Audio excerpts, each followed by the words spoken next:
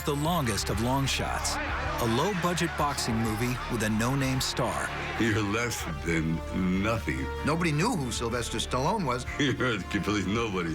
From a script written in a spiral notebook. I couldn't believe it.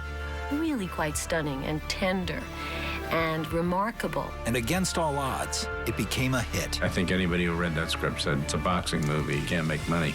Winning Oscars and spawning a 6-part film franchise. I don't think anybody expected it to be what it turned out to be, which is a film for the ages. Amazing. That's a victory for every little guy out there. That's all they want to do is go the distance. Not just a hero, but an icon. Rocky was a symbol of heart and hope. A no-luck palooka who inspired millions around the globe. I was outside of Rome, and this one kid, he goes, "Mountain of muscles! Mountain of muscles!" It's this symbolism of never give up and that your dreams can come true. But behind the scenes, the making of Rocky and the entire series was a saga as unpredictable and tumultuous as the films themselves. Its hero and its creator, one and the same. One, an actor and writer, the other, his fictional alter ego. Both would take a beating along the way. There was a tour de force of hospital visits. I mean, Jesus, they was named the Wing after me. There doesn't seem to be any line between Stallone as an actor and Rocky the character. As much as I like to say, oh, Rocky the character, it's me. As Rocky became a series, both the star and the boxer would take on tough odds and tougher foes. From the sequel, It's Apollo. Who'd you expect? I was hoping it wouldn't show. Ha! to the opponents of Rocky 3, 4, and 5. I am ranked number one. One! I'll fight him anywhere, anytime, for nothing. Get your hands up, man. You need an interpreter? It's time to go to school. You're gonna lose. I'm not gonna knock you out this time. I'm gonna put you through the street. And finally, 3 decades after the original, Rocky Balboa. Over 30 years, Rocky and Stallone would rise and fall and rise again. Stallone's life story parallels Rocky. This is really him. He's had lots of ups and downs, but you can never count him out.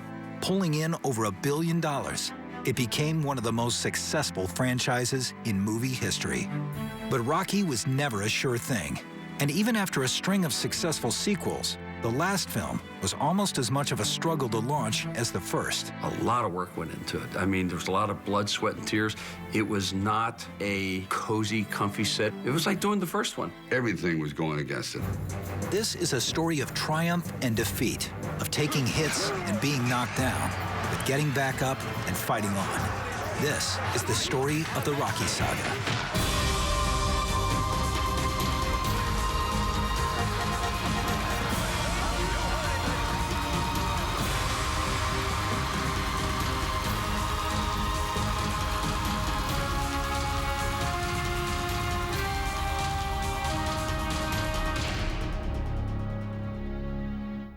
The year was 1976.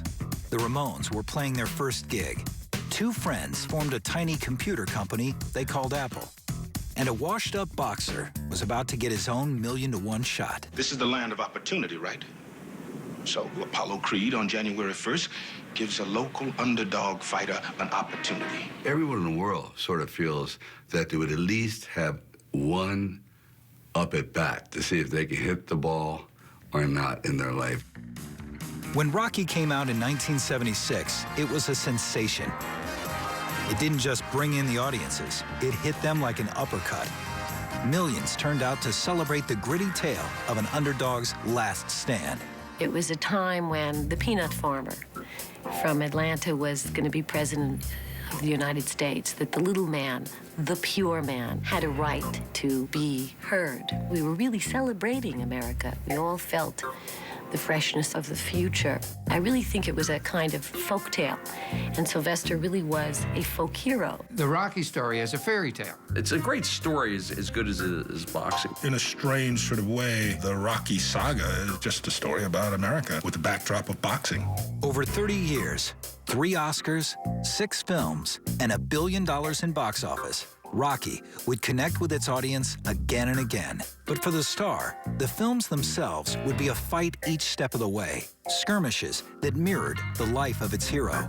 a two-bit brawler named Rocky Balboa. You're a bum! You know that? You're a bum! Rocky is such a well-meaning and good character. Like, there's no point where you think this guy's terrible or he clearly has deeper, darker issues. Rocky falls for shy, introverted Adrian. She reminded me of Laura in The Glass Menagerie. Tennessee Williams, this kind of woman of enormous shyness. Together, Rocky and Adrian make the movie much more than a fight film. It's the tale of two misfits who find strength in each other. It is very much a love story. Very, very much a love story, but it's a partnership. Adrian is the sister of Rocky's best and perhaps only friend, surly alcoholic Paulie. Just one of the sharply drawn supporting characters. He is sort of, in a way, the negative reflection of what Rocky could be. You are able to see how a person from this neighborhood who does not find the same success that Rocky does could be very embittered and very unhappy. Times are running away from him. The life is running away from him. And he strikes out at anything he can. Working as hired muscle for a loan shark, Rocky's been written off by everyone, including veteran trainer Mickey Goldmill. You know, I've been coming in for 6 years. The 6 years you've been sticking it to me. I want to know how come. You want to know? I want to know! He's a character who looks like he could take out Rocky if he needed to because he's so angry all the time. Because you had the talent to become a good fighter. And instead of that, you became a leg breaker. Some cheap, second-rate loan shark. It's a living? It's a waste of life. You got a used-up, washed-up trainer, manager like Mickey.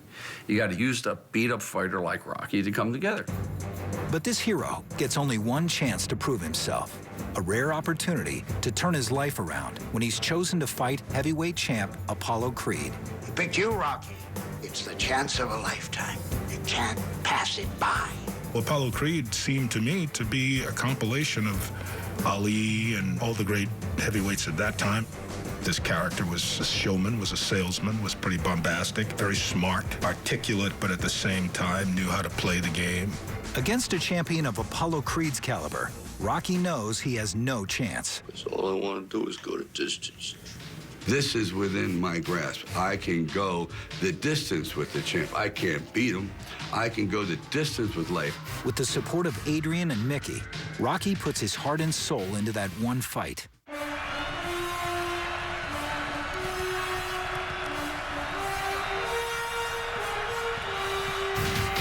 It's the underdog believing in what he's doing.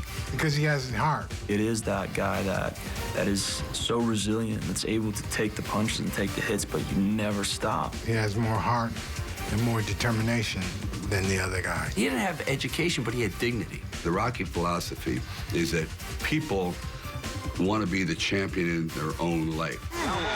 The audience identifies with Rocky. The other guy is bigger, faster, punches more powerfully, and so he's the underdog.